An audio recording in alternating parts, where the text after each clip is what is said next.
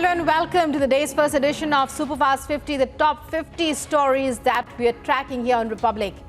Let's start off. I'm Rukma with you. The counting of votes for the West Bengal Panchayat polls begin today at 8 a.m. in a short while from now. All counting centres will have a deployment of central forces and CCTV cameras installed. And even after the voting ended for the West Bengal Panchayat elections, violence continued in Islampur, North Dinajpur as well. Sources say 5 people were injured in the clashes between workers of the TMC and independent candidate. Massive chaos at Barakpur in West Bengal as a CPM candidate's nephew is beaten and seriously injured. CPM workers allege TMC behind the incident. Protests and demonstrations took place at the incident site. On the day of repolling in the Panchayat elections in West Bengal, 35 crude bombs were recovered from a pond and a field in Murshidabad. A team of bomb disposal squad immediately arrived at the spot along with local police to neutralize the bombs. West Bengal Governor C.V. Ananda Bose, who has been recently very active in ensuring a violence-free Panchayat election, met Home Minister Amit Shah in Delhi, where he submitted a report on the incidents that occurred during the voting in the Panchayat polls in West Bengal. The darkest hour is just before dawn. There will be light at the end of the tunnel. The only message which I could get today is, if winter comes, can spring be far behind? Good will happen in the days to come. BJP National President J.P. Nadda nominates 4-member fact-finding committee to visit violence-affected areas in West Bengal, where many people were killed in Panchayat poll-related incidents of violence. The committee will submit a report to the party national president at the earliest. No relief for Mamata Banerjee's nephew, ABHISHEK Banerjee, in the teacher recruitment case. The Supreme Court on Monday has refused to interfere with the CBI and ED probe against the TMC leader. The top court said it cannot stultify the investigations in the case.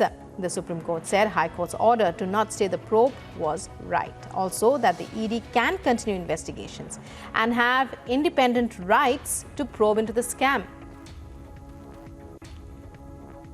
Calcutta High Court directs Inspector General of BSF, nodal officer appointed for deployment of central forces for West Bengal Panchayat polls, to file a report on the violence that took place in various booths on July 8th. Court also directs state government to provide assistance to relatives for cremation of those who lost their lives in the poll violence, as well as healthcare facilities for the injured.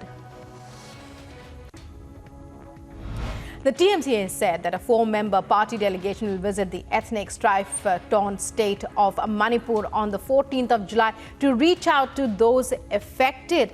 And delegation will comprise Rajya Sabha leader Derek O'Brien, Rajya Sabha MP Dola Sen and Lok Sabha MPs Kakuli Ghosh Dastidar and Kalyan Banerjee. Supreme Court cautions councils representing the Meitei and Kuki groups to refrain from levelling allegations and using the court as a platform to escalate the volatile situation in Manipur.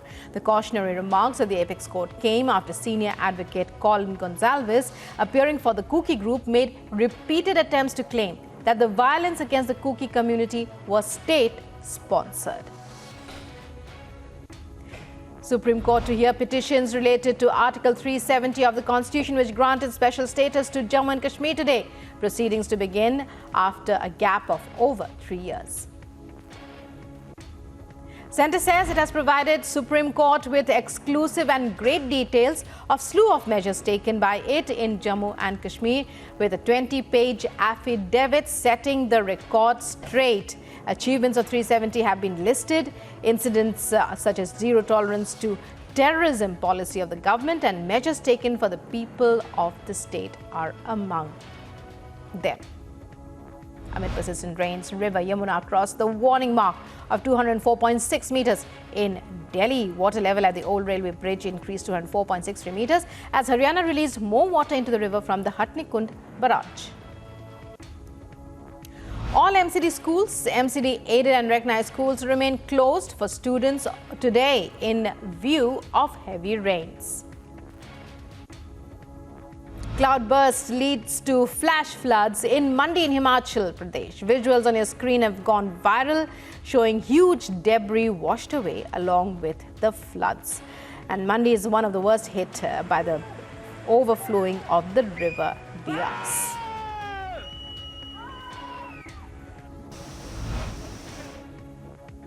Following the cloudburst, SP Mandi Soumya Sambashivan has said those living across the Bias River have been rescued and the overall situation is under control.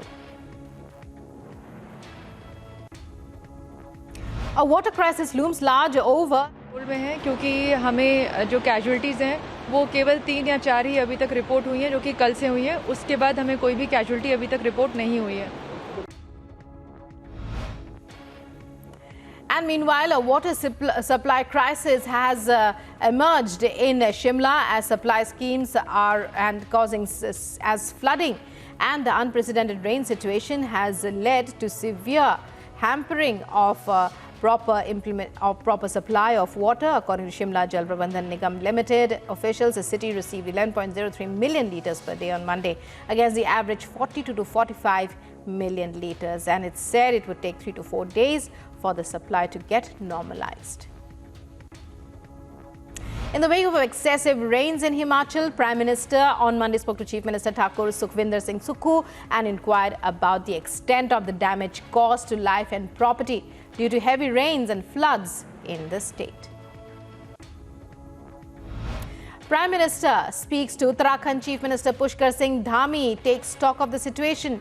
Due to excessive rainfall, PM inquires about the loss of life and property, condition of roads including the Char Dham Yatra, the situation as far as agriculture and farmers as well as crops, and the conduct of the Kanwar Yatra. As heavy rains and floods batter several regions in North India, a total of 39 national disaster NDRF teams deployed in 4 Indian states to help with rescue and relief work. They are working in coordination with the state administrations and have carried out more than 3,000 rescue ops in the past 3 days.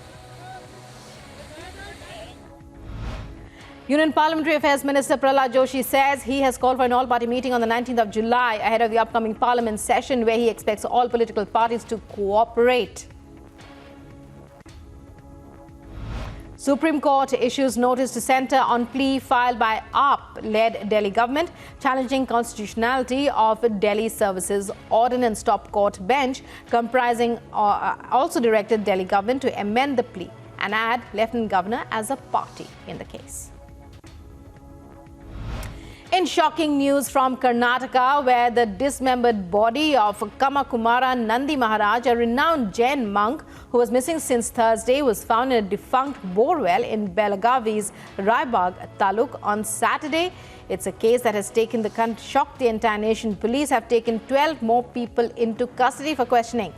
And massive protests have now erupted from Chikkori to Belagavi, with protesters demanding capital punishment for the accused. Nandi Maharaj, Jain Muni at Navgarh Tirth on Monday announced the withdrawal of his fast unto death after meeting Karnataka Home Minister G.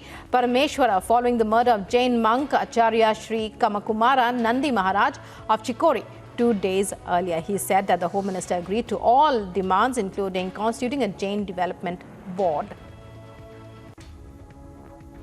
Karnataka Minister Priyank Kharge on Monday says murder case of Jain monk Acharya Sri Kamakumara Nandi Maharaj of Chikkori appears to be the fallout of a personal feud, vowing to take strict action against the criminals behind the murder. The community feels that we have not done a great job, then we will not hesitate to this thing. But we will not undermine the efficiency of our officers here. They are also planning to raise the issue in the session. BJP is free to do so.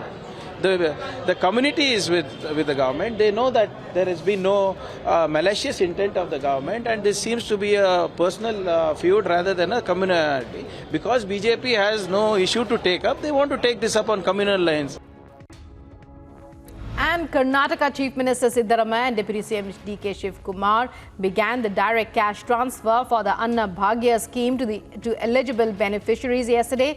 Siddaramaiah said direct cash transfer for the scheme to eligible beneficiaries will continue till they procure rice.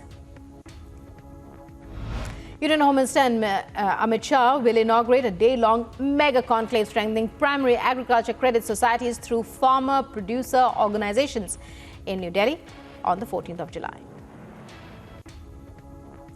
On Monday, Tilak Smarak Mandir Trust said that Prime Minister will be conferred with Lokmanya Tilak National Award in Pune on the 1st of August in recognition of his supreme leadership. Air Commodore Gurjot Singh Bhullar, Vayu Sena Medal Gallantry, handed over the command of Air Force Station Jammu at an impressive handing over parade on the 10th of July. This yesterday he took over the command during the aftermath of the drone attack at the airbase and during the COVID times. India is likely to sign deals to buy 26 Rafale M and 3 additional Scorpion submarines from France. US President Joe Biden arrives in the Lithuanian capital Vilnius for the annual NATO summit to begin today. Russia's war in Ukraine will top the agenda most likely. Thermometers continue to rise extensively across Spain, and the suffocating heat is triggering alerts in more than 30 provinces across 12 autonomous regions. Netherlands and Indonesia hail the return of hundreds of cultural artifacts taken sometimes by force during colonial times as a major step forward in restitution efforts worldwide. And snowfall in parts of South Africa as residents in Johannesburg woke up to below freezing temperatures, unprecedented for the country. The city saw light snowfall with people taking to social media to post footage of the wintry weather, many of them excited to experience the uncommon occurrence.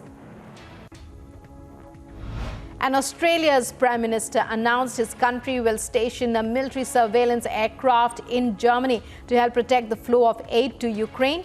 Anthony Albanese said up to 100 crew and support personnel from Australia will be deployed along with the Boeing E-7A Vegetal aircraft for 6 months.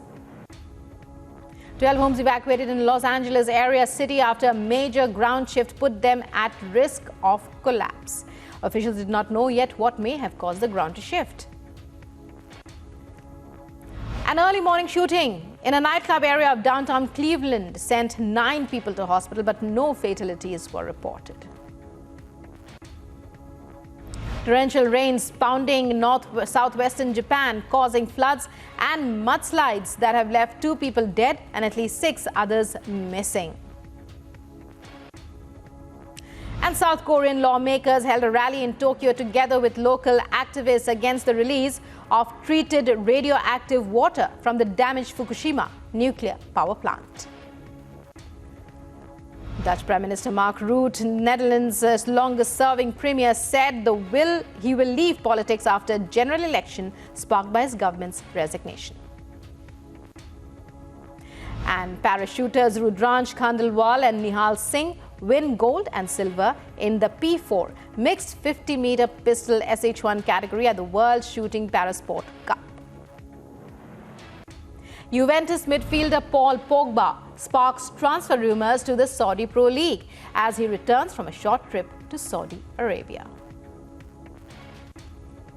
Paulo Bento appointed head coach of the UAE national football team on a 3-year contract. Announcement was made in Dubai in the presence of Secretary General of the UAE Football Association. Indian Super League defending champions ATK Mohan Bagan have further strengthened their squad with the addition of talented centre-back Anwar Ali to their ranks. And Chelsea Football Club signs defender Ishe Samuel-Smith from Everton. Samuel Smith, who represented England at the European Under-17 Championship this summer, established himself as a regular for Everton Under-21s last season. Defending champion Novak Djokovic is through to the quarter-finals at Wimbledon for a 14th time.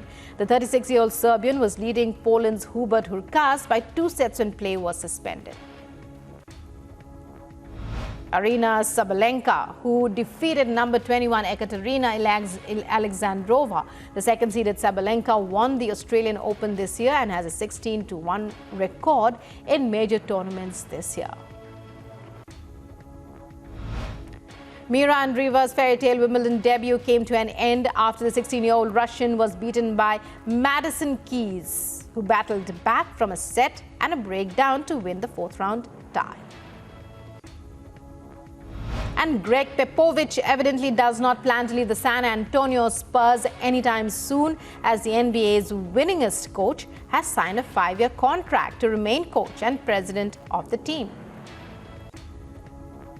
NBA unveils details of inaugural in-season tournament, which will have a prize pool of about $18 million and will be capped by a championship game. That's all in this edition of Superfast 50. Thanks for watching.